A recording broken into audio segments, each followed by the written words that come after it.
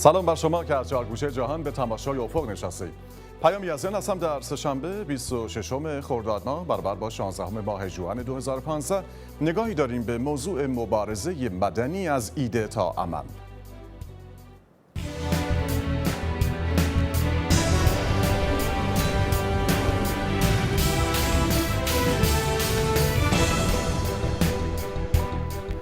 اخیراً برخی از فعالان مدنی و روزنامه‌نگاران ایرانی با انتقاد به شیوه رفتار و فعالیت‌های حقوق بشری برخی افراد فعال در داخل ایران آنها را متهم به معرکه‌گیری و کارهای نمایشی کردند که این موضوع به موجی از اختلاف نظرها در داخل و خارج ایران دامن زده است.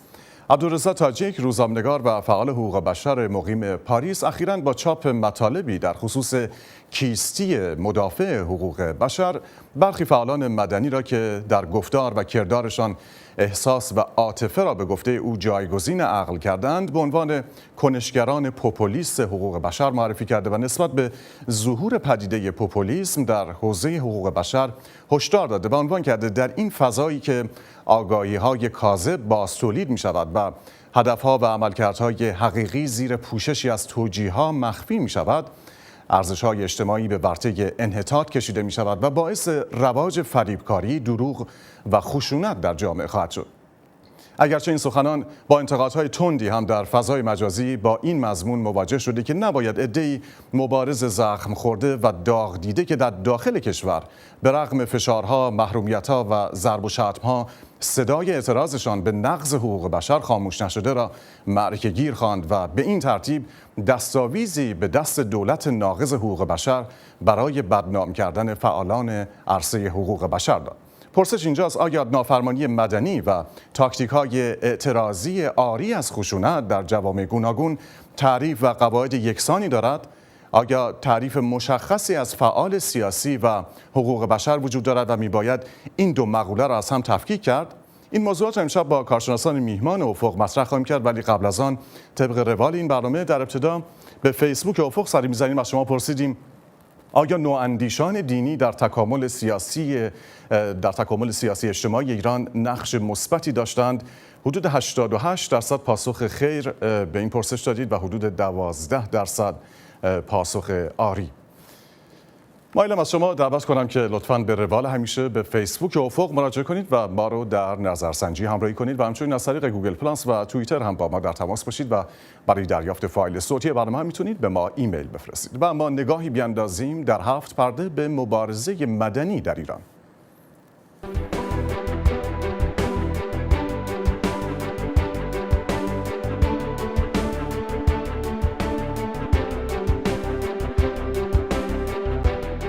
رغم حمایت صریح رهبر جمهوری اسلامی از نتیجه انتخابات ریاست جمهوری، بزرگترین راهپیمایی بدون مجوز چند میلیونی در اعتراض به نتیجه این انتخابات در تهران و شهرهای بزرگ برگزار شد.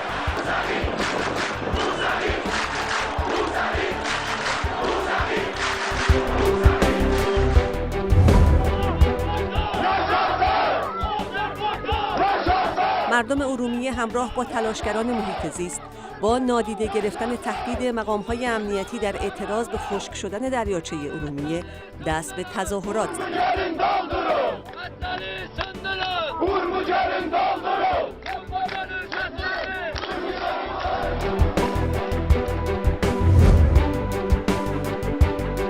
سینماگران ایران در برابر دفتر مهرموم شده خانه سینما در تهران تجمع کرده و به حکم دولت مبنی بر بستن خانه سینما اعتراض کردند.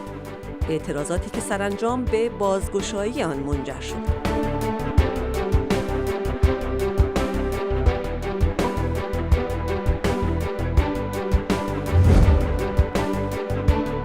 ده‌ها سازمان مردم نهاد محیط زیستی در نامه‌ای سرگشاده واگذاری منطقه حفاظت شده جزیره عاشوراده برای هتل سازی را محکوم کردند.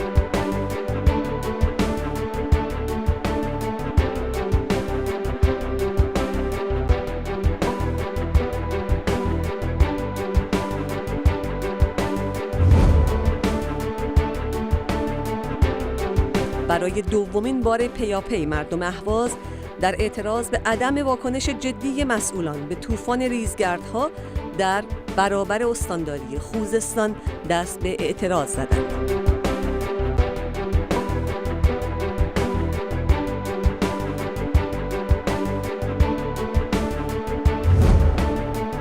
پروین محمدی از فعالان کارگری ایران با اشاره به اعتراضات و تجمعات معلمان و پرستاران گفت در اعتراضات گسترده‌ای که از سوی طیف‌های مختلف کارگری صورت گرفت، عملاً با این مسئله مواجه شدیم که دیگر نمی‌توان با ارائه آمار و ارقام نادرست از نرخ تورم کارگران را ساکت کرد.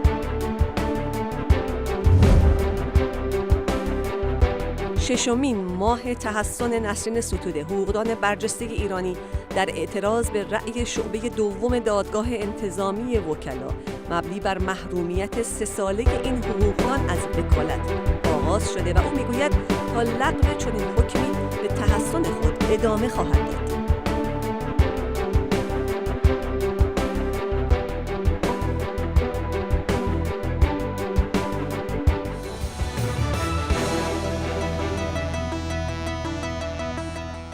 بیننده برنامه زنده افق از صدای آمریکا هستید. میهمان‌های امشب افق جلال ایجادی، جامعه شناس و استاد دانشگاه از پاریس، عمار ملکی، پژوهشگر علوم سیاسی از دانشگاه تیلبرگ هلند و عبدالرضا تاجیک، روزنامه‌نگار، فعال حقوق بشر و فعال سیاسی از پاریس، محمد نوریزاد، روزنامه‌نگار و مستندساز منتقد حکومت ایران هم از تهران با ما هستند. ممنونم که دعوت افق رو پذیرفتید. آقای تاجیک، مطالب شما در خصوص معرکه‌گیری و فعالیت نمایشی برخی از کنشگران حقوق بشر در داخل ایران که از سوی شما متهم به اعمال پوپولیستی هستند با انتقادات زیادی مواجه شده و برخی شما رو متهم می‌کنند که سعی در بی‌اعتبار کردن کنشگران واقعی در داخل ایران هستید.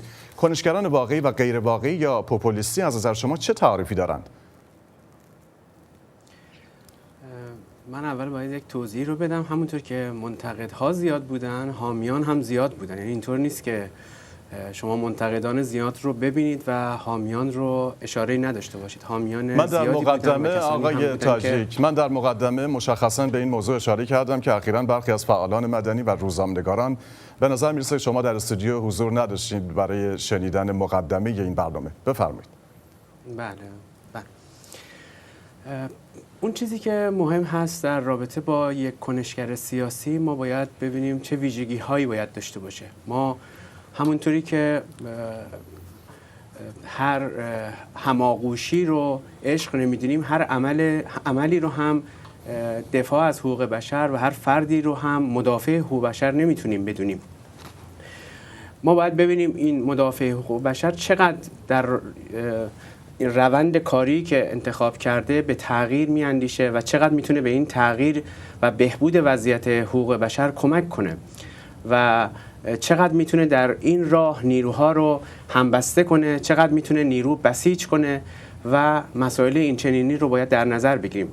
در کنار این مسئله ما باید ببینیم که رفتارهایی که یک نفر به عنوان مدافع حقوق بشر انجام میده چقدر میتونه گسست ایجاد کنه، چقدر میتونه به ناامیدی در جامعه دامن بزنه و چقدر میتونه نیروهای یا طبقه متوسط یا نیروهای فعال رو از اپوزیسیون دور کنه.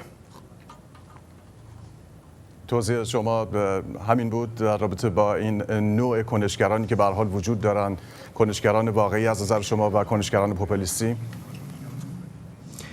ببینید، من آدرس رو به من اشتباه داده بودید. من آدرس رو تغییر دادم. هنوز نفسم بالا نیامده، به فاصله حداقل 20 دقیقه باید خودم رو از آقای نوریزاد میپرسم. آقای نوریزاد، کنشگری شما که در داخل ایران هستید مشخصاً از سوی آقای تاجی که از اعضای فعال کانون مدافعان حقوق بشر بودند، کانونی که توسط خانم عبادی سرپرستی میشه، به پرسش گرفته شده و متهم هستید که بیشتر اقداماتون احساسات و عواطف مردم رو نشونه رفته به جای اینکه تغییر رو به ارمغان بیاره. شما چه پاسخی دارید؟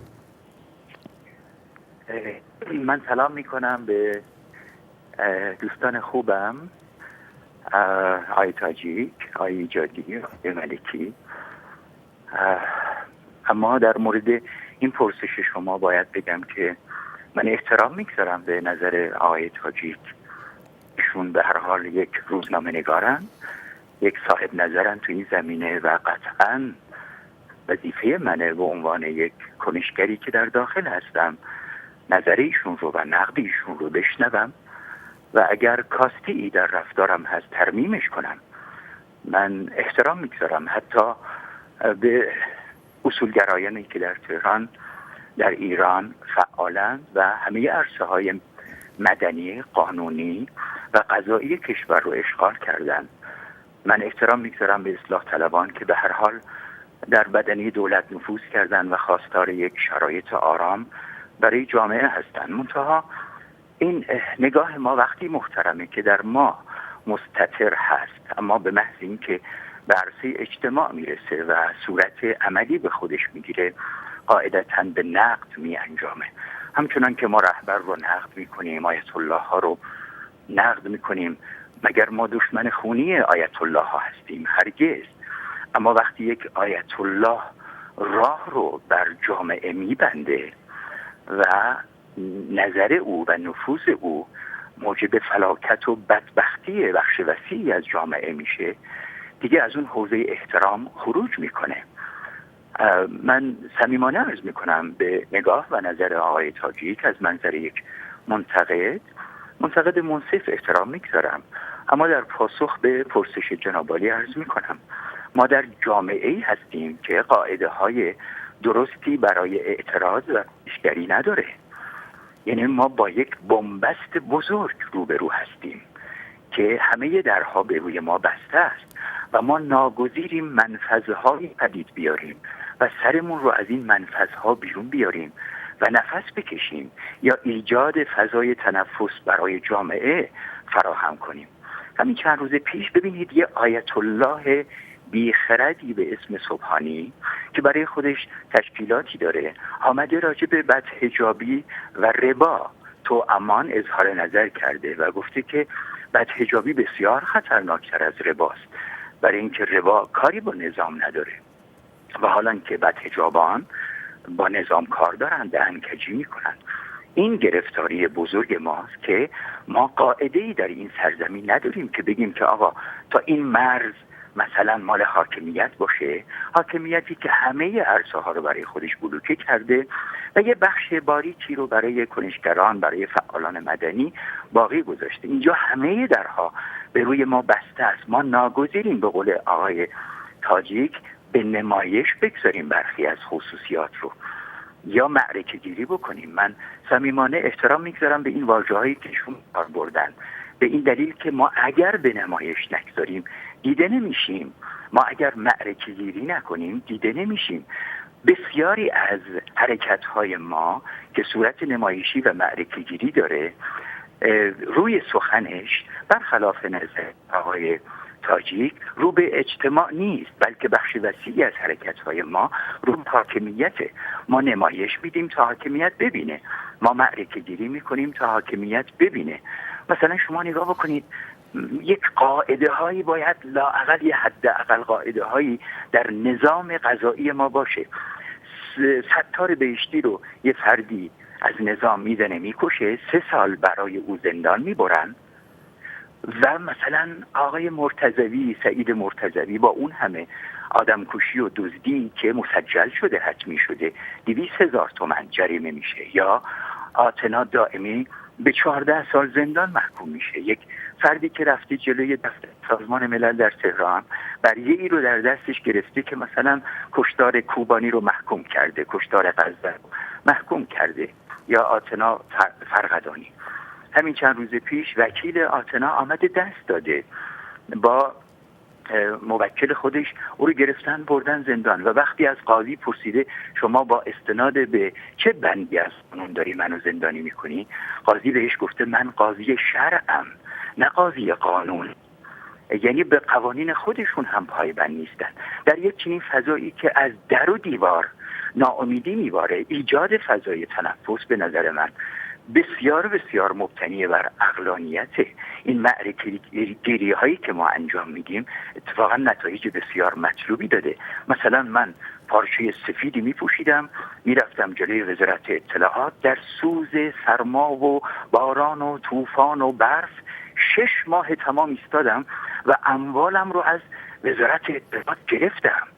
یعنی اگر من این نمایش رو و این معرکه رو به کار نمی‌بستم، اموال من همچنان بود و برای گرفتن اموال خودم از سپاه ناگزیر باید یه معرکه گیری دیگری رو به نمایش بگذارم. کما اینکه این کارو کردم و زدن خونین مالین کردن بنده رو و هنوز به نتیجه نرسیدم که البته برنامه‌هایی هم داریم. یا مثلا ببینید فرزند یک مادر رو بردن 16 ساله خبری ازش نیست. این وقتی میاد میگه پسر من کجاست، این باید نمایش بگذاره، باید یک معرکه‌ای رو بیارایه و مخاطبین مردمی و حکومتی رو فرا بخوانه که او رو ببینن ما ناگزیر به این رفتارها هستیم، برای اینکه هیچ مجرای تنفسی وجود نداره. اما این سوال من هم هست، مظلومتر، مستضعفتر، چجوری بگم، تنها تر از مادر ستار بهشتی ما توی این سرزمین نمیتونیم سراغ بگیریم. سوال من از جناب تاجیک عزیز و همه اصلاح طلبان این هست که چرا در کنار این بانوی تنها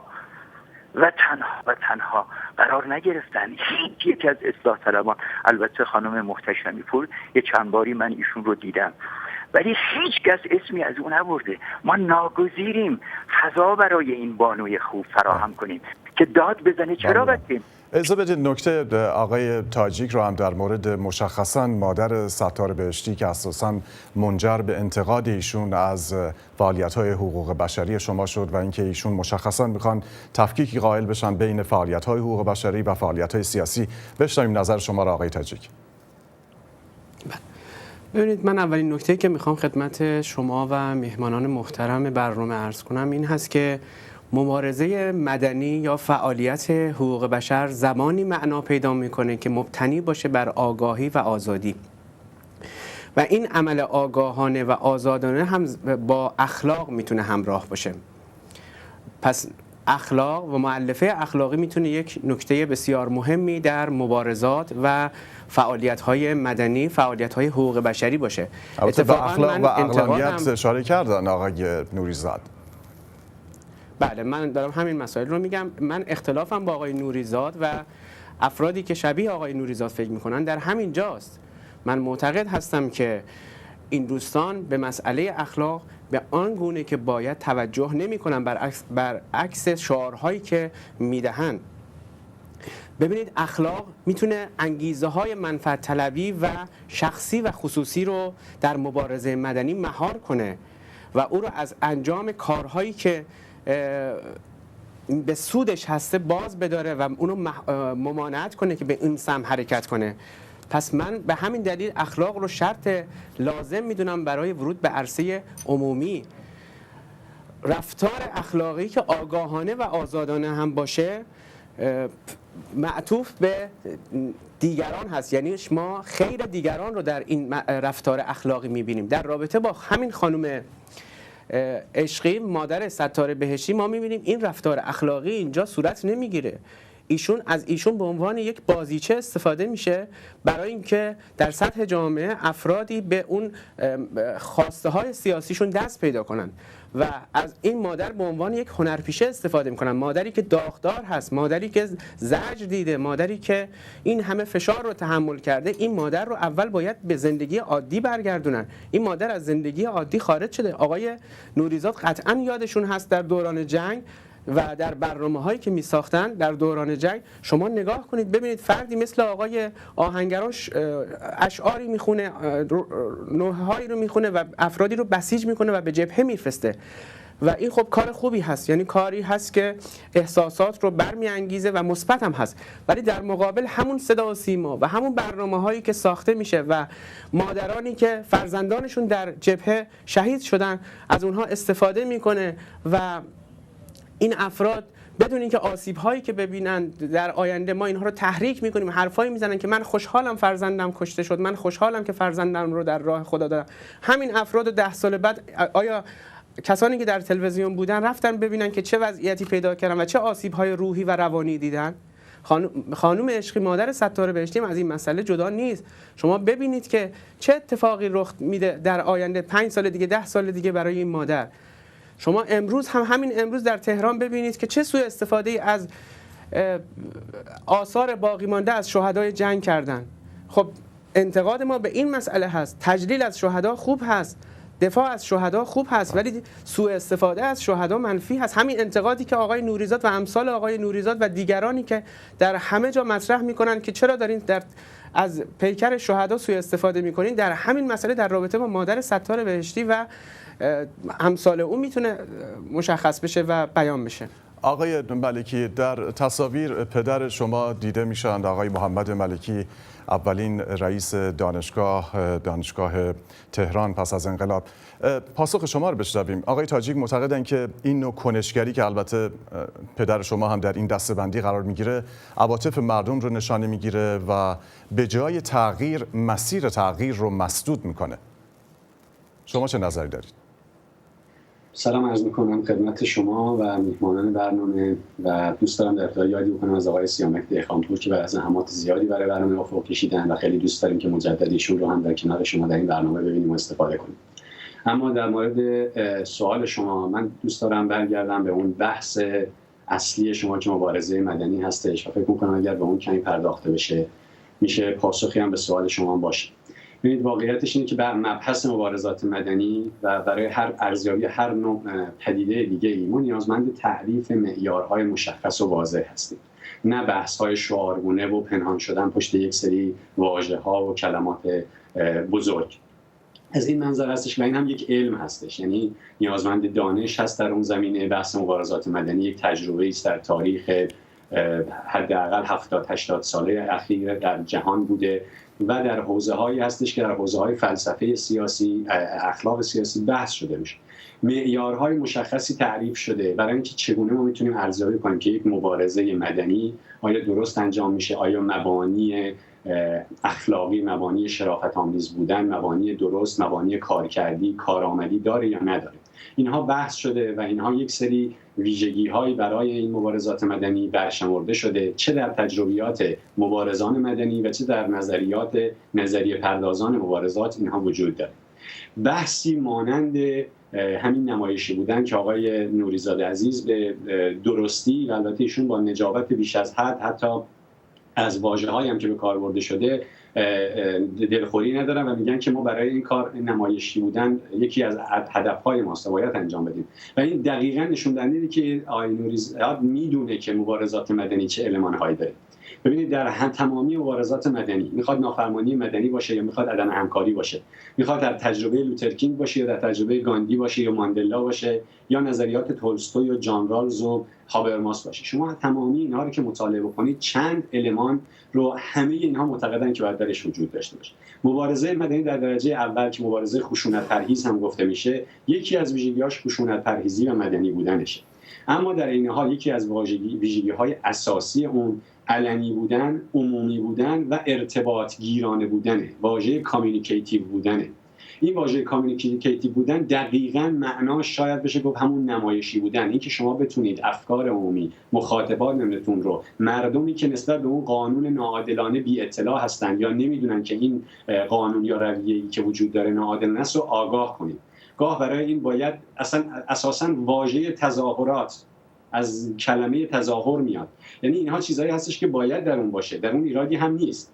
اتفاقا اگر نقدی بخواد باشه این هستش که تمامی اون اهداف بخواد فرو کاسته بشه بحث تظاهرات و نمایش و اینها که این اساساً بحث بی ربطی هست، چون در تمامی نمونه هایی که الان در ایران میبینیم این مجموعه فعالان مدنی که در این ماه‌های گذشته فعالیت مدنیشون رو با تحسن با اعتراض به شکل‌های مختلف انجام دادن، بخشی از کارشون منوط به این بوده که نشون بدن، عکس بگیرن، منتشر بکنن، اطلاع رسانی کنن. اما در اینها خیلی حداقل من از نزدیک میدونم، آقای نوریزاد بهتر از من میدونن که کارهایی رو این دوستان کردن که وقتی نیاز نبوده ازش نامی نبردن، نمایش ندادن. الان در مورد مسئله زندانی بودن خانم نرگس محمدی که یکی از همین مجموعه به اصطلاح ایشون معرکه گیران هستن، ایشون در زندان رفتن، دوستان رفتن تحسن کردن، مأموران زندان قول همکاری دادن، و بدون اینکه اعلام بشه اینها هم قبول کردن، گفتن اگر شما به قولتون متحد باشید ما مسئله‌مون سلامتی خانم محمدی هستش و این جریان ادامه پیدا کرد. وقتی نقض شد دوباره رفتن اعتراض کردن، وقتی که دوباره وضعیت قرص‌های ایشون به سر جاش برگشت اعلام نکردن و هر دفعه هم نیومدن اعلام کنن ما اونجا داریم چیکار می‌کنیم، چی گفتیم چی نگفتیم.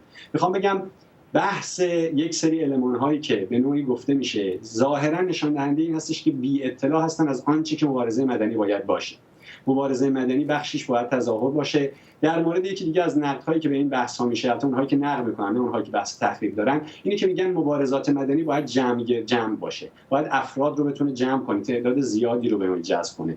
این مسئله خودش در میان نظریه پردازان و کنشگران مبارزات مدنی بسیار اختلاف سرش هستش. من در میان 9 نفری که نظریات و کنشگران مدنی معروف در جهان هستن خدمتتون بگم که آقای هنری دیوید سورو نظریه پرداز واژه نافرمانی مدنی، آقای مهاتما گاندی و نلسون ماندلا معتقد هستند که حتی اگر شما یک نفر هستید و قانون رو ناعادلانه میدونید، وظیفه فردی شما هستش که در برابر آن قانون اعتراض کنید. عده دیگه هستن که میگن نه حتما باید جمعی باشه، جمعی باشه. این منظور اینجاست که در مورد اینها هم خودش اختلافی هست، اما اینها اصول مبارزات مدنی هستند. آقای ایجادی، نظر شما رو بدونید به عنوان جامعه شناسی که تحولات جامعه ایران رو دنبال میکنید و کتابی هم دارید با عنوان جامعه شناسی آسیب‌ها و دیگرگونی‌های جامعه ایران. سوال مشخص من این هست که آیا میتوان انتظار داشت که زیر سایه فعالیت حقوق بشر یک نظام سیاسی به زیر کشیده بشه و سرنگون بشه و اساساً تعریف شما چه هست از مبارزه مدنی؟ ببینید، من فکر می‌کنم که از نظر جامعه شناسی ما تلاش باید بکنیم که پدیده‌های مربوط به جامعه رو بفهمیم، ولی که از نظر جامعه شناسی نمیشه حکم و قانونبندی برای یک جامعه تعیین بکنیم و تمامی نیروهای اجتماعی و طبقات و افراد رو در چارچوب این گزینش هایی که ما مورد نظرمون هستش قرار بدیم. به خاطر چی؟ به خاطر اینکه افراد و گرایشات و مجموعه طبقه های اجتماعی اینها بر اساس فهم و درک و میزان زیانمندی هایی که دارن و یا اهدافی دارن بر خودشون نقش تعیین میکنن، برنامه‌ریزی میکنن و انواع اقسام راه ها هم به کار میبرن. به فرض اگه ما در یک جامعه‌ای که هستیم که سیستم استبداد دینی مانند ایران برش حاکم هستش، تا یک جامعه‌ای که در اون جامعه دموکراسی هستش، در هر دو جامعه به طبع از نظر اجتماعی و جامعه شناسی تنش وجود داره. در سیستم اول سیستم کاملا بسته هستش و بنابراین این پتانسیلیته وجود داره که تمایلات مردمی به سوی جنبه‌های قهرآمیز در واقع کشیده بشه، در حالی که در جامعه مدنی و دموکراسی در این جامعه از اونجایی که به هر حال تقاضاها و خواستهای جدید وجود داره، مرتب این تمایلات به شکل به اصطلاح مبارزات و یا نافرمانی مدنی خودشو بروز میده. حال با توجه به آنچه که صحبت‌هایی که تا به حال شنیدم و سوال جناب عالی، من فکر می‌کنم که ما نمیتونیم در ارتباط با آنچه که در ایران میگذره فقط یک طرف رو ببینیم و بخش دوم قضیه رو نبینیم. یعنی چی؟ ما در یک مناسبات اجتماعی هستیم که یک قدرت سیاسی مستقر هست که تمامی امکانات رو از افراد گرفته و هیچ گونه راه حل مناسب و منطقی برای اینکه مجموعی گرایش‌ها و مجموعی مطالبات به شکل صحیح و آرام خودش رو مطرح بکنن عملاً جلوی همین ها رو گرفته. و از سوی دیگه این در این جامعه ما در جامعه قرار داریم که حکومت موجود مجموعه آنچه که صحبت از این معرکه گیری کرده شد اینجا، مجموعه اقدام ها، مجموعه نمایشاتی رو به کار میبره که در جستجوی بازتولید و تحکیم قدرت خودش هستش. شما از مراسم مذهبی رو بگیرید، از مراسم نماز جمعه رو بگیرید، از مراسم قرآن خوانی رو بگیرید، از مراسم سیاسی که مجموعه دستگاه‌های دولتی و انجمن‌های وابسته به اون انجام میده. اینها چیست؟ اینها جنبه از اینها همون به عنوان نمایش‌ها و به اصطلاح معرکه‌گیری هستش. به خاطر چی؟ به خاطر اینکه در جستجوی این هستن که ذهنیت و در واقع ضمیر ناخودآگاه انسان‌ها رو تحت تاثیر قرار بدن و از پتانسیل‌های مبارزاتی اونها در واقع کاهش بدن اونها رو و بنابراین کنترل بکنن جامعه رو. حالا اینکه امروز ما در جامعه جامعه هستیم که این جامعه اشکال گوناگون مبارزاتی، خواستای گوناگون رو مطرح میکنه و بنابراین آنچه که برای ما مهم هستش درک این هستش که مجموعه این اقداماتی که از توسط جامعه مدنی صورت میگیره، از جانب شما در نظر بگیرید از افراد خانواده زندانیان سیاسی گرفته تا بهاییان گرفته تا خانم محمدی گرفته، مادر ستار بهشتی گرفته، اینها جلوه هایی از اعتراضات نسبت به اون بی‌عدالتی هایی هستش که در جامعه وجود داره. حال آیا خرد و عاطفه و احساس در تناقض با هم هستن؟ به هیچ وجه.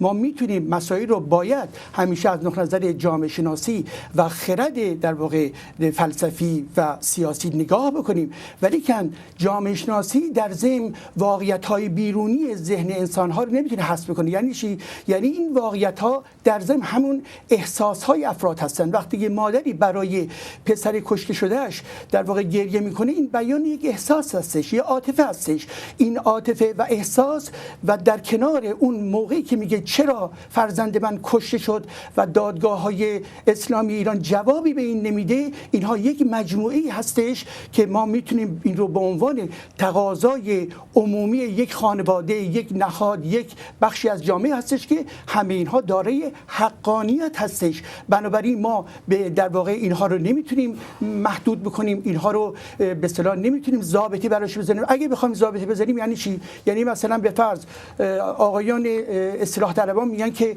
آنچنان برخورد به حکومت یا به اصطلاح سیاست مطلقه فقیه نباید آنچنان تند باشد.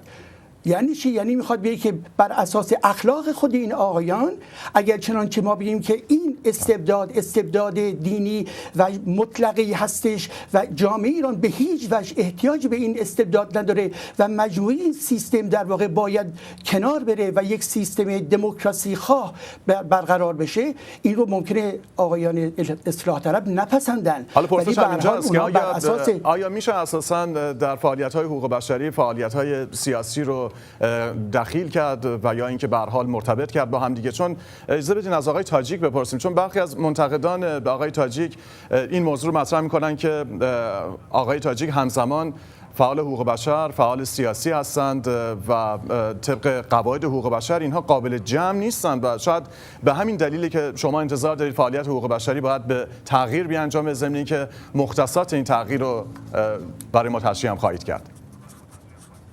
بفرمایید.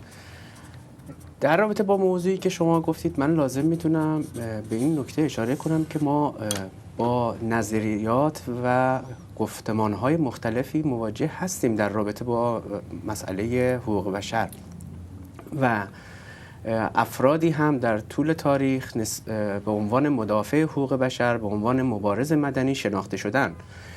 ولی وقتی میخوایم در رابطه با مسائل کنونی صحبت کنیم، باید اون افراد رو از زمان گذشته به روز بیاریم و بررسی کنیم. ما در کتاب‌ها که زندگی نمی‌کنیم، ما بین مردم و در شرایط روز زندگی می‌کنیم. اگر بخوایم در کتاب‌ها زندگی کنیم، میتونیم از مارتین لوتر کینگ، از گاندی، از ماندلا صحبت کنیم، به زمان اونها بریم و همینطور تشریح کنیم و تصویر کنیم وضعیت اونها رو.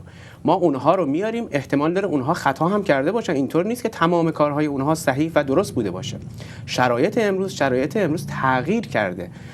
الان دوره مارتین لوتر کینگ، دوره گاندی، دوره ماندلا نیست. الان وضعیت بر اساس جامعه مدنی ما کارهام رو تعریف میکنیم و بر این اساس ما باید جلو بریم. ببینید این صحبتی که شما میفرمایید فعال سیاسی و فعال حقوق بشر، ببینید چه کاری ما داریم انجام میدیم. وقتی من بحث قدرت رو مطرح میکنم، وقتی معادلات قدرت رو در نظر میگیرم، مبادله میکنم این مسئله رو، اونجا بحث من سیاسی است. اونجا من اتفاقا میخوام از تمام فرصت ها استفاده کنم برای اینکه قدرت رو به دست بگیرم و در انتخابات ها ببرم و پیروز میدان باشم. ولی در رابطه با حقوق بشر من این گونه فکر نمی کنم و وقتی در جایگاه فعال حقوق بشر، مدافع حقوق بشر قرار می گیرم، من میخوام وضعیت رو بهبود بدم، من میخوام تغییر ایجاد کنم، من میخوام سطح رعایت موازین حقوق بشر رو بالا ببرم. هدف من این نیست که در حکومت چه کسی هست، هدف من این نیست که فردی که در حکومت رئیس جمهور هست رو بیارم پایین و فرد دیگری رو ببرم بالا. اتفاقا انتقاد من به افرادی مثل آقای نوری‌زاد، به افرادی مثل آقای دکتر ملکی این هست که اینها اتفاقا مستقیم رؤسای جمهور رو در صدد انتقاد و نفی اونها هستن و دارن در این مسیر یک نوع مبارزه سیاسی انجام میدن. یعنی اونها دارن با فرد روحانی یا با فردی مثل رئیس مجلس، رئیس قوه قضاییه مبارزه و رقابت میکنن و اینجاست که وقتی بحث رقابت میاد باز من به مسئله اخلاق برمیگردم. وقتی بحث رقابت پیش میاد منافع فردی است. برای همین در مبارزات مدنی، برای همین در مبارزه برای حقوق بشر شما اونجا باید منافع فردی و بحث قدرت رو کنار بذاری، سود رو کنار بگذاری. تو بحث سیاسی که بحث سود مطرح میشه. نوری‌زاد شما چه نظری دارید؟ آیا معتقدید که فعالیت سیاسی باید از فعالیت حقوق بشری تفکیک بشه؟ که عزیز حرف از اخلاق میزنن و بسیار کم لطفی کردن چند تا واژه بسیار نادرست و نازیبا رو در مورد مادر ستاره بهشتی به کار بردن که بسیار غیر اخلاقی بود. واژه‌هایی مثل هنرپیشه، استفاده ابزاری و بازیگری و این چیزها. اجازه بدید یه نکته‌ای رو بگم به آقای تاجیک.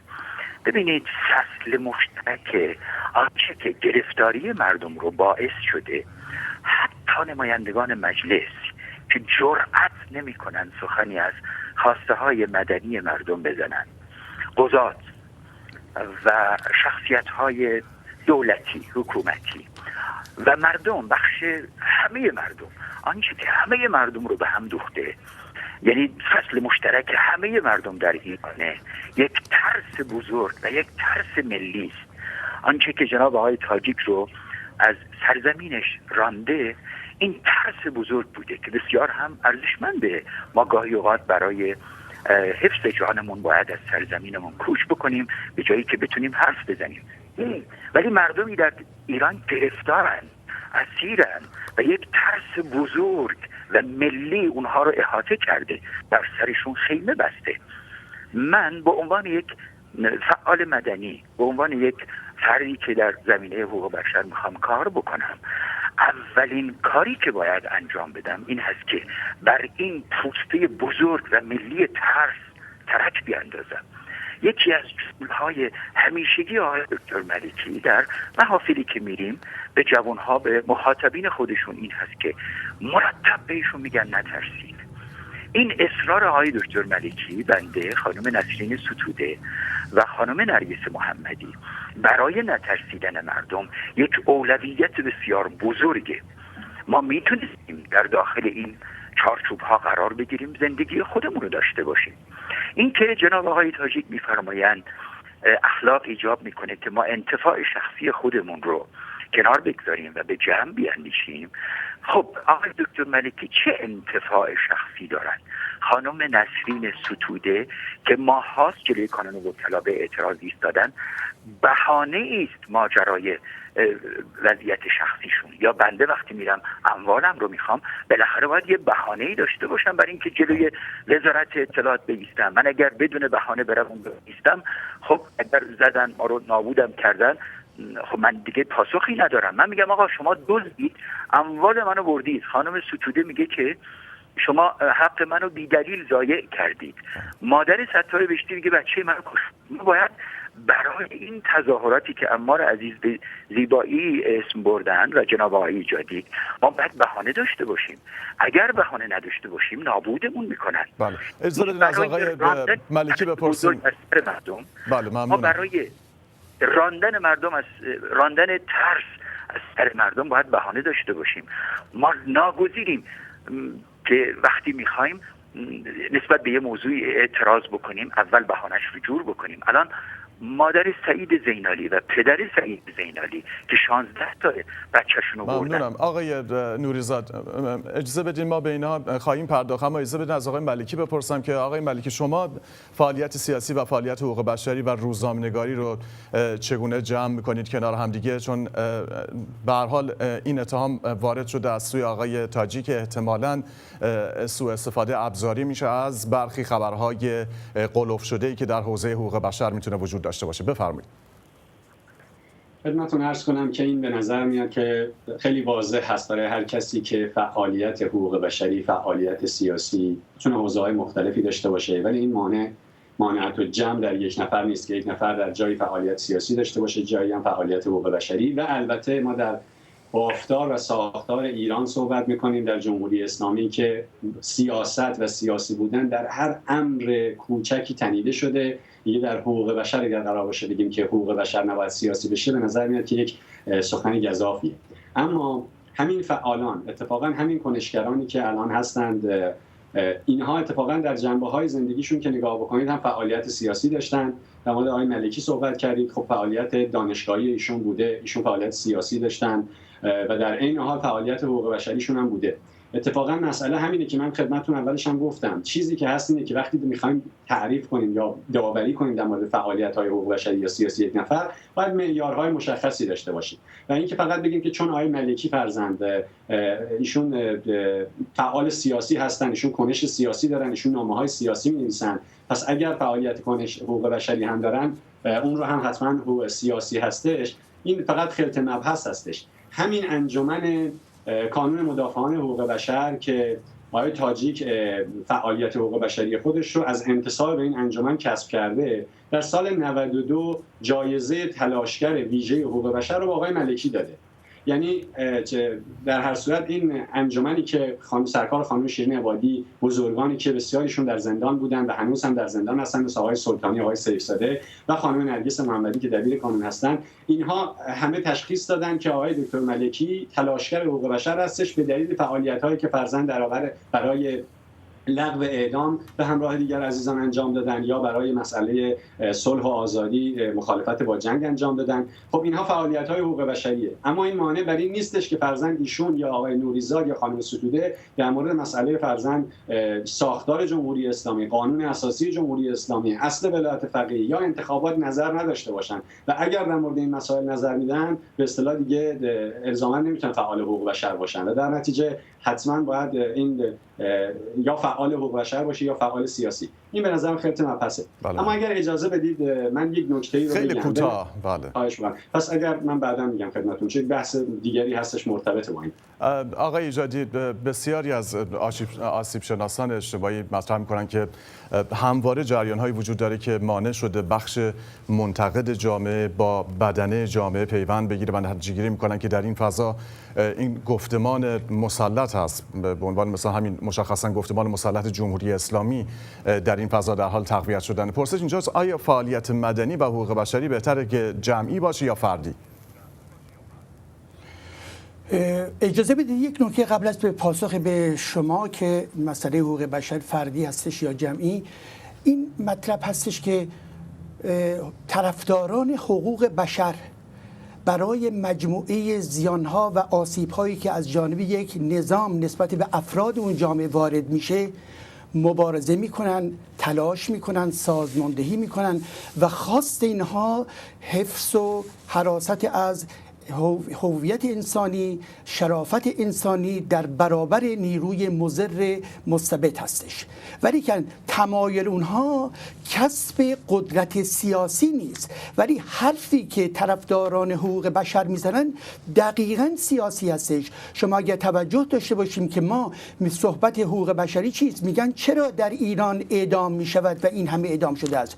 چرا در ایران زنان ایران تحت فشار قرار گرفتن؟ چرا در ایران به اصطلاح انواع اقسام ظلم ها وجود داره؟ اینها بیان امر حقوق بشر بر اساس اعلامیه حقوق بشر هستش، ولی ما میدونیم که مجموعه خواستهایی که موجود هست در جامعه در ضمن ماهیت و به اصطلاح پایه سیاسی داره، ولی که نیروی سیاسی به معنای که خواستار کسب قدرت هستن نیست، به این معنا هستش. بنابراین حقوق بشر در اساس خودش یک امر کاملا سیاسی هستش. و از سوی دیگه با توجه به سوالی که مطرح کردید، ببینید امر حقوق بشر یا امور مربوط به اجتماع، مبارزات اجتماعی، همیشه به طب مناسب ترین و تاثیرگذارندش اون شکلی هستش شکل جمعی داشته باشه، ولی به هر حال ما این رو باز قاعده بندی نمیتونیم بکنیم، به این معنا که افراد و تمامی افرادی که در یک کشور وجود دارن بنابر حساسیت های خودشون، بنابر توان خودشون و بنابر به اصطلاح اون وجدان و اخلاق اجتماعی خودشون خود رو درگیر میکنن، اعتراض میکنن، گاه جمع میشن، گاه فردی هستش، انواع اقسام افرادی هستن که طرفدار حقوق بشر هستن، مقاله می نویسن و بنابراین مجموعه این جویبارها همدیگر رو در واقع تکمیل میکنن و این تکمیل کردن به سوی این چه هستش؟ به سوی این هستش که جامعه بتونه جامعه‌ای در واقع بر پایه اعتدال وجود داشته باشه و حیثیت انسانی بهش ضربه نخوره. ولی از اون جایی که جامعه ایران یک جامعه شدیداً آسیب یافته هستش و یکی از عوامل آسیب رسان همین نظام موجود هستش، بناگزیر مجموعه طرفداران حقوق بشر و از سوی دیگه بناگزیر نیروهایی که در این جامعه حرکت میکنن و بخش رادیکال اونها نسبت به حکومت موجود در جامعه ایران اعتراض میکنن و مبارزات خودشون در این جهت سوق میدن. فقط نکته آخر در نظر بگیریم، یکی از حوادث بسیار بسیار بسیار تراژیکی در جامعه ما مسئله به فرض حقوق بشر در زمینه مسائل محیط زیستی هستش. چرا مردم و کشاورزان اصفهان این همه اعتراض کردن و به دادگاه رجوع کردن برای اینکه حقابای اونها در واقع از بین رفته؟ چرا مردم آذربایجان نسبت به دریاچه ارومیه بسیار فعال بودند و فعالیت کردند؟ چرا که این حق محیط زیستی در ضمن حق انسانی این افراد هستش. ولی ما میدونیم صحبت از معرکه شد، مجموعه دستگاه حاکمه و از جمله دولت آقای روحانی در این زمینه‌ها هیچ گونه فعالیت مؤثری تا به امروز نداشتن و آنچه که مطرح کردن پیوسته تبلیغات بوده، معرکه گیری بوده. ما در نظر داشته باشیم که من کاملا درست میدونم که وقتی که برخورد به مسائل اجتماعی میکنیم با دقت صحبت بکنیم، با آمار صحبت بکنیم، نگاه علمی داشته باشیم، ولی که این برخورد جدی و علمی نافی این نیست که در ضمن احساسات انسانها و عواطف انسانها رو در نظر بگیریم. چرا؟ به خاطر اینکه مجموعه اینها یک واقعیت هستی شناسانه هستش و حقوق بشر به این مجموعه باید توجه داشته باشه. ولی همچنان آقای تاجیک به این موضوع فضای معرکه گیری به فروکش نکردین بحثش در برنامه ما. به هر حال شما معتقدید که در این فضای اطراف کنشگران که به قولی به دنبال جلب عواطف و احساسات مردم هستند مملو از اطلاعات و خبرهای غلف شده هست و نتیجه گیری میکنید که عده‌ای هم همواره از بحرانی جلوه دادن اوضاع سیاسی نان میخورن و کسب درآمد میکنن. آیا شما به تفکیک فعالیت‌های حقوق بشری و سیاسی در حوزه رسانه مشخصاً اشاره دارید یا اینکه اساساً توجه دیگه‌ای میخواید بدید؟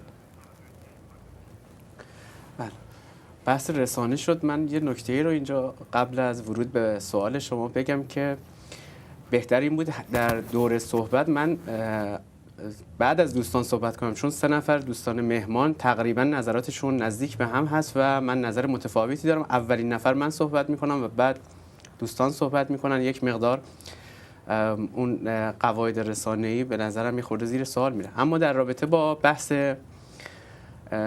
مورد اشاره شما ببینید، به هر حال ما اول داستان رو می‌خواستیم از خود شما بشنویم آقای تاجیک و طرح موضوع رو با شما آغاز کردیم. ولی 3 نفر دوستان منتقد هستن و طبیعتاً همپوشانی میکنن وقتی پاسخ من رو میشنون و بعد صحبت میکنن. بله، البته ما آقای جامعه شناس آقای ایجادی رو به عنوان یک قاضی و ناظر بی‌طرف در این برنامه دعوت کردیم. بفرمایید.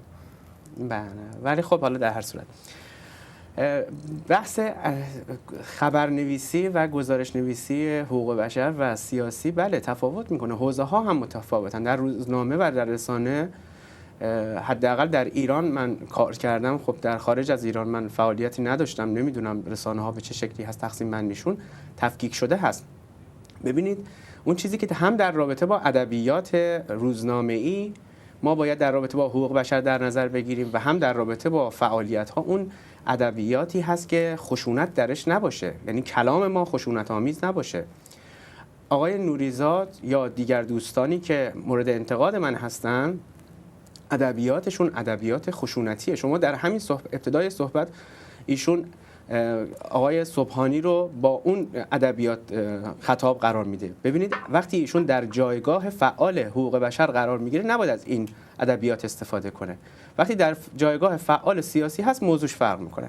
در رابطه با یک روزنامه نگار، یک خبرنگار هم همینطور هست. اون ادبیاتی که استفاده میکنه مهمه. شاید یک کاری رو یک روزنامه نگار انجام بده و این کاری که او انجام میده به ضرر فردی باشه که در معرض خطر هست. اینجا باید اجتناب کنه.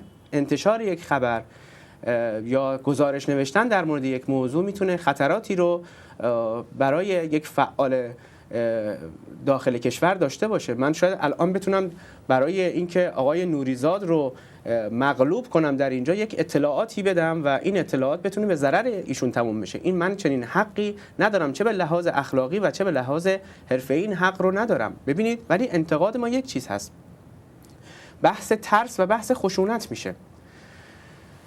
در رابطه من مثالی میزنم برای شما. مدتی پیش ایران رو بدتر از داعش دونستن در ادبیاتی که مطرح شد توسط همین دوستانی که مورد نقد من هستن. در جامعه ایران مردم از داعش میترسن، از اینکه داعش به ایران آسیب بزنه میترسه و وقتی تو حکومت رو با داعش یکی میکنی و این تلقی ایجاد میشه که اپوزیسیون چه نگاهی داره، بین مردم و اپوزیسیون فاصله ایجاد میشه و افرادی مثل آقای سلیمانی که فرماندهی یکی از فرماندهان سپاه هست و نظامی هست، مردم به او رجوع میکنن و سعی میکنن امید به یک نظامی ببندن. اینجا خطر ایجاد میشه، اینکه مردم به یک نظامی برای اینکه از خطر داعش دور بشن یا کسی باشه که اونها رو از این خطر دور کنه به سمت یک نظامی میرن و یک نظامی محبوب میشه.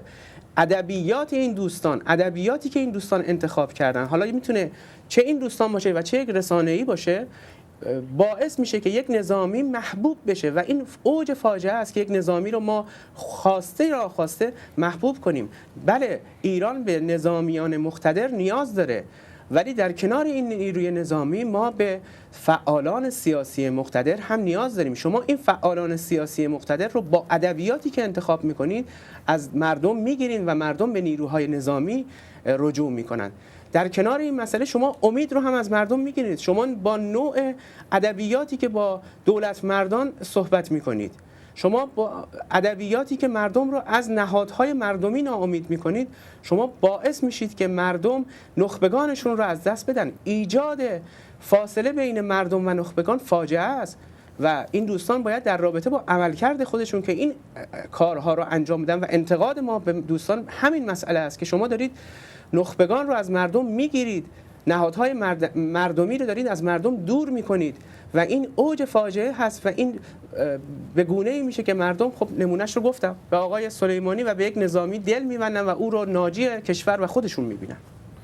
و آقای تاجیک به هر حال همه این صحبتایی که شما در مقالاتتون مطرح کردید و الان و ناظر بر نوشته‌ها و تاکید کردید، به قولی ناظر بر تاکیدات عمادالدین باقی فعال حقوق بشر در ایران هست که معتقد اشتباه در عرصه حقوق بشری و عدم تفکیک اون با مبارزه سیاسی دستاویزی به دست دولت‌های ناقض حقوق بشر برای بدنام کردن فعالان این عرصه نده. این تاکید رو ایشون مطرح کردن، ولی منتقدان شما ضمن احترام به هر حال به آزادی بیان شما عنوان می‌کنند شما این نکته را رعایت نکردید. در چه موردی رعایت نشده؟ در رابطه اینکه به هر حال این حرکتی وجود داره در داخل ایران و به هر حال شما بستری رو فراهم کردید برای حاکمان به قولی ناقض حقوق بشر که بتونن با اینها برخورد بکنن. بله ببینید، خب این هم اتفاقا بحث آخری که داشتم در سایت گویا نیوز هم مطلب منتشر شد. پوپولیست ها و حقوق بشر اتفاقا این نوع انتقاد در همین حوزه پوپولیسم قرار میگیره که اگر خواستیم بعدا میشه صحبت کرد. ما 7 دقیقه تا پایان این برنامه داریم. بله خیلی کوتاه فقط. اما اون نکته‌ای که شما مطرح میکنید در رابطه با موضوع این که زمینه فراهم شده برای سرکوب، ببینید نخیر، ما در گذشته دولت‌ها رو عملکردشون رو میدیدیم، بررسی میکردیم و نقد میکردیم. با توجه به شکل‌گیری جامعه مدنی و صحبت از جامعه مدنی در سالهای اخیر، این جامعه مدنی هم هست که باید به سوالها پاسخ بده و باید نقد بشه و ایراداتش برطرف بشه و سکوت در مقابل جامعه مدنی به نظر من، معذرت میخوام، سکوت در رابطه با عملکرد کسانی که در این جامعه مدنی فعال هستند درست نیست، به بهانه اینکه احتمال داره حکومت دستاویزی داشته باشه برای برخورد به اونها. من به خیر بزرگتری نگاه میکنم، من به بهبود وضعیت نگاه میکنم، من به صلاح مردمم نگاه میکنم که یک اقدام میتونه وضعیت مردم رو به مخاطره بندازه، یک اقدام میتونه وضعیت حقوق بشر رو نه تنها بهبود نبخشه بلکه وضعیت رو بدتر کنه. من اتفاقا در اینجا چون صحبت از وکیل خانم آتنا فرقدانی شد و مسئله‌ای که پیش اومده بود، اگر ما نسبت به حکومت جمهوری اسلامی انتقاد نداشتیم، ما اگر دستگاه قضایی جمهوری اسلامی رو عادل میدونستیم، ما اگر دستگاه قضایی جمهوری اسلامی رو دستگاهی میدونستیم که متأثر از نهادهای امنیتی نیست، خب امروز اینجا بحث نمی‌کردیم. ما جمهوری اسلامی رو یک نظامی میدونیم که دارای ایراداتی از دستگاه قضاییش رو یک دستگاهی میدونیم که این دستگاه عادلانه برخورد نمیکنه با فعالان سیاسی و مدنیش. همه اینها رو میدونیم و ایرادات رو هم میدونیم. اما چطور میشه یک وکیلی میره در متن دستگاه قضایی، در جایی که نیروهای امنیتی حضور دارند، در جایی که نیروهای قضایی که وابسته به نیروهای امنیتی حضور دارن، اقدامی رو انجام میده و امنیت موکل خودش که در زندان هست رو به خطر میندازه، در کنار دستگاه قضایی که باید نقد بشه، بی‌عدالتی‌هاش باید نقد بشه، تأثیرپذیریش از نهادهای امنیتی باید نقد بشه، این آقای وکیل هم باید نقد بشه. چطور تو با یک عملکردت امنیت موکلت رو به خطر انداختی؟ بله، اجازه بدید آقای ایجادی، اجازه بدید در شرایط امنیتی که آقای تاجیک بهش اشاره کردند و به گفته بسیاری از جامعه شناسان، دولتی که به قولی بر درآمدهای نفتی متکی هست، توجهی به آرای مردم نداره و شکل غریبی از استبداد به شکل استبداد دینی رو حکم فرما کرده و اپوزیسیون خارج حتی در مورد حقوق بشر هم وحدت نظری نداره، چگونه میشه از این پیچیدگی هایی که بر سر مبارزه مدنی وجود داره کم کرد؟ خیلی کوتاه. بله، من فکر می‌کنم که به هر حال در جامعه ایران هرچند که برخی مورد نظرش این هستش که نافرمانی مدنی مختص جوامع دموکراتیک هستش و در جامعه استبدادی نوع دیگه‌ای یا نوعی به اصطلاح نگاه دیگه‌ای باید داشت، ولی به هر حال آنچه که تا به حال مطرح شد، مجموعی حرکات رو هم به عنوان نوعی نافرمانی مدنی باید در نظر بگیریم. جامعه ایران جامعه بسیار خشناک و دستخوش نگرانی‌ها و اضطراب‌های گوناگون هستش، از مسائل اقتصادی گرفته، اجتماعی گرفته و همچنین آنچه که مورد بحث مرکزی ما در این نقطه هستش، مسائل مربوط به حقوق افراد به عنوان شهروندان در این جامعه هستش و این سیستم موجود مرتباً این مجموعه خاصای این جامعه رو مورد تعرض قرار میده و امروز صحبتی که هستش اینه که آیا در صورت فقدان این واکنش‌ها، فقدان این تعرض‌ها، فقدان این نمایش‌هایی که در واقع مردم خاصای خودشون رو به میدان میارن، آیا رژیم از اقدامات سرکوبگرانه خودش دست برمی‌داره؟ هرگز من فکر نمی‌کنم. صحبت از دادگاه حکومت اسلامی که این دادگاه متکی هستش به قواعدی که قواعد ظالمانه‌ای هستش. بنابراین سیستم مدنی ایران در واقع دستخوش یک بحران عظیم هستش و محور اصلی که امروز باید در نظر گرفت در این جامعه، تمامی مجراهای مبارزاتی، تمامی مجراهای خاصایی که وجود داره، همه اینها باید باز باشه که بتونه در نگاه‌های بعدی و فرصت‌های بعدی خودش رو قدرتمندتر بکنه که بتونه در برابر نظام موجود در واقع به دستاوردهایی برسه. صحبت‌های پایانی شما رو داشته باشیم به آقای نوری‌زاد. بفرمایید در رابطه با اینکه به هر حال آیا بسترهایی برای گسترده شدن این مبارزات و فعالیت‌های مدنی در ایران آیا وجود داره یا نه؟ خیلی کوتاه. بله آقای تاجیک حق دارن، چون داخل کشور نیستن و این ترس بزرگ رو حس نکردن، لمس نکردن. مدنی تر از رفتار مردم برای کمک رسانی به زلزله زدگان آیا هست؟ حاکمیت ما رو از سمت رفتارهای مدنی به سمت رفتارهای سیاسی هل داد. ما ناگزیریم به دزدی ها اشاره کنیم، به دزدی رهبر از جیب مردم و فرستادن پول مردم، در حالی که دختران ما به تن فروشی میرن به سوریه. ما ناگزیریم به دزدی های سپاه اشاره کنیم. اینجا مرز بین رفتار مدنی با سیاسی برداشته شده. ما ناگزیریم به پخمه بودن و مطیع بودن نمایندگان مجلس اشاره بکنیم. ما ناگزیریم به قضات بیخرد و بی سرانجام دستگاه قضایی اغلب اشاره بکنیم. اینجا ما فرو رفتن رفتارهای بسیار رمانتیک مدنی بسیار بسیار کودنانه است. دوستان من رفته بودن جنگل‌های آتش گرفته رو خاموش بکنن، براشون پرونده ساختن، به زندان انداختن. در یک چنین شرایطی ما ناگزیریم فضای ترس رو بشکافیم و برای مردم ایجاد کنیم. برخلاف آقای تاجی، مردم با رفتار ما بسیار امیدوار شدن، بسیار در اونها جرقه‌های امید ایجاد شده و من اطمینان دارم این روش‌ها به نتیجه خواهد رسید. به پایان افق امشب میرسیم. شبتان خوش.